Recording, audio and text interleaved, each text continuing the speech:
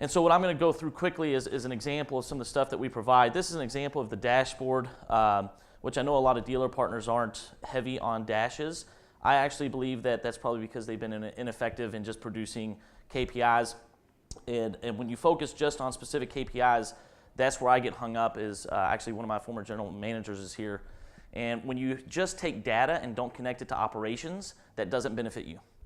A lot of you guys have probably sat in all these performance calls at the end of the month where they go through all these KPIs and they go through all these metrics. But when I sat down with Ms. Swope or Mr. Swope, they look at me and they go, that's great. How many cars did you sell and how much of my money did you spend? Right?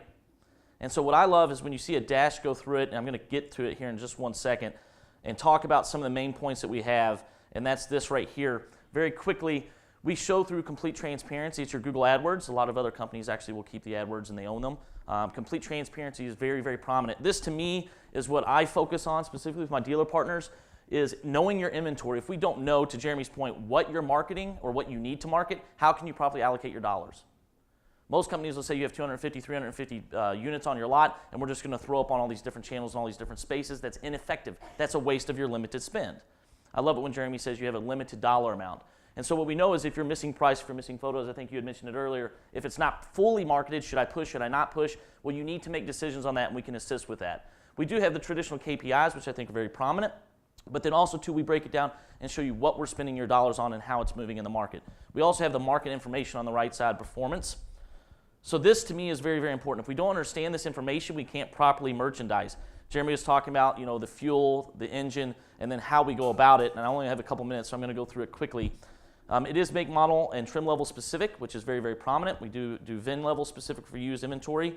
This is something to point out. A lot of times, general managers don't have the time. They're wearing so many different hats. All these decisions are being made for you based off that tech. I think a gentleman in the back had said earlier it's a lot of tech running for you. It really is. But that's why we're one of the biggest players in the space, because if you don't have the data and you don't have the tech, how are you actually making it work?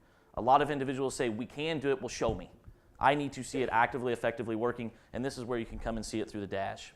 I'm going to skip forward quickly for you and let this play through it so you can kind of see. This is that consumer journey that we've heard about for the last 2.5 days.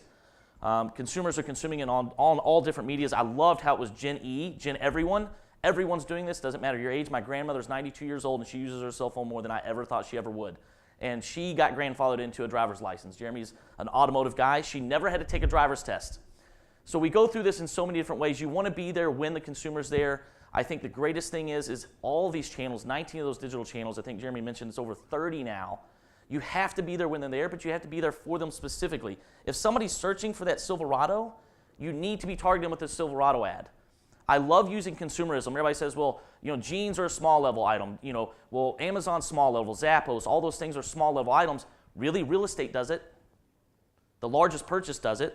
I need that specific unit in my display ad. Display ads were ineffective 5, 6, 7 years ago. In fact, I used to talk about how I didn't like display ads because a generic brand ad was building my funnel, but it wasn't converting a sale.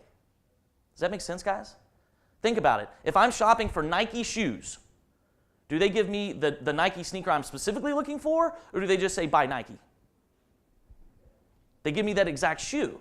And so that's what we want to do with display. We want to make it more relevant for your inventory and make it more relevant, more specifically, for the consumer. Because if the consumer has a negative experience, you're done. I think we've talked about it in the last 2.5 days, right, guys? So as we go through search, display, a big thing for me, again, and you guys have heard it over here, is video. My doctoral thesis is actually on the visual evolution of our culture. Yes, I'm that big of a nerd. Believe it or not, I have a master's degree in sequential art, which is comic books. The doctoral thesis, video consumption is greater than anything else. It actually leads to a higher level of knowledge retention, which means regurgitation, which means that if a client actually sees it, they can then later talk about it and go on and so forth. Think about a billboard. If a consumer sees a billboard on a road and they drive by and somebody cuts them off, are they regurgitating that information they see on a billboard? Probably not. They've forgotten it. But with video content, they can actually regurgitate it and reassess it and actually move it forward. Facebook is another element. This is something to me that's fantastic with our company. Is again, it's VIN level specific in the newsfeed. If it's not relevant to my life, Mark Zuckerberg says it. Mark Zuckerberg says it. If it's not cool, if it's not relevant, we don't do it. So it has to be relevant to them. I don't know how I'm doing on time, but I know that's very quick. The way I can wrap it up best is it's a unified solution across multiple channels. And it's a better allocation of your limited dollars.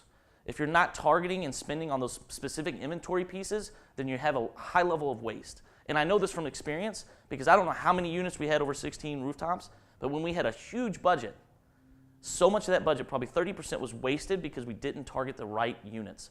Jeremy said it best. If you have a unit that's going to sell itself, don't spend dollars on it. And it shouldn't be a guess. You don't have to guess anymore. We can tell you, you can tell us, we can work together through data and knowing and understanding your inventory to see which ones need to move. It makes sense to me. It's not reinventing the wheel, it's just a much more efficient technology tool. If I'm going to build a house, I want the best tools. And so far in my experience, 5 years in the automotive business, on the retail side, these are the most efficient tools I've found. And so I'm very honored to be a part of the team. Any questions for me on my end? If you ever want help with merchandising, let me know. I love pictures. I put him on the spot, so he did a good job. Let's give him a round of applause. And the one thing I would just add,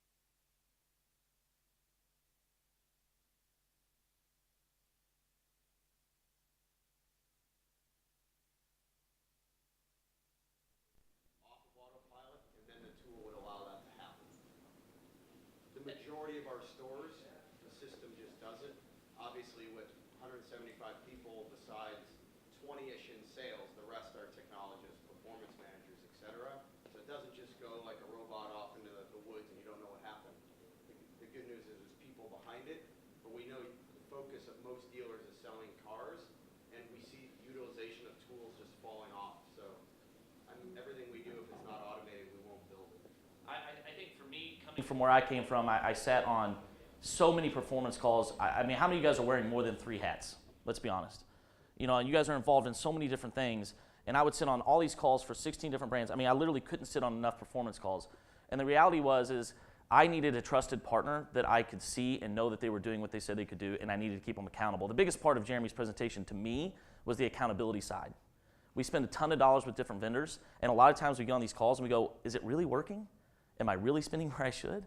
And knowing that there's multiple team members, not just one. I mean, we have multiple meetings. There's a lot of dealer partners here that we actually work with that I think could attest to this, is the data and the tech are doing what they're supposed to be doing, but we have multiple team members that are there to benefit you.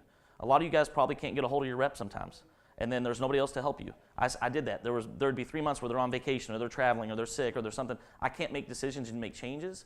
That's where the data and the tech come in, but then also where the team members come in. If you don't have the right people in any business, you're not going to succeed. And we have some of the most exceptional people in the automotive space. And I believe that wholeheartedly. Any more questions? Great job. Thank you, guys. Appreciate it, sir. No, my pleasure. Thank you.